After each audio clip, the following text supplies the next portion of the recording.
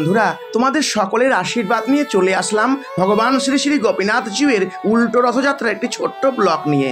বন্ধুরা, এই দিন দশমী তিথি ছিল সন্ধ্যা 6:43 পর্যন্ত, তাই বিকাল 4টের মধ্যে ভগবানের রথ সুসজ্জিত করে সকল ভক্তদের সাথে ভগবান শ্রী শ্রী গোপীনাথ রথে উঠলেন।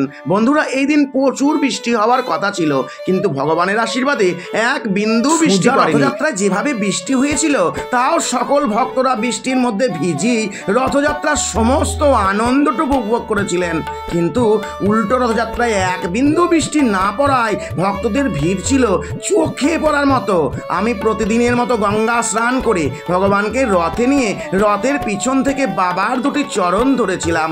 বাবার চরণ ধরার সৌভাগ্য পেয়েছিলাম, এটাই আমার মতো অদম ভক্তের জীবনে অনেকখানি পাওয়া। যাই হোক, রথযাত্রা সম্পূর্ণ হওয়ার পর মন্দিরের প্রধান পূজারী নন্দদা ভগবানের পঞ্চামৃত স্নান করিয়ে নতুন পোশাক ভগবানকে নিবেদন করে আরতি ভোগ সম্পূর্ণ করলো। ভগবানের প্রসাদ গ্রহণ করে বাড়ি এলাম।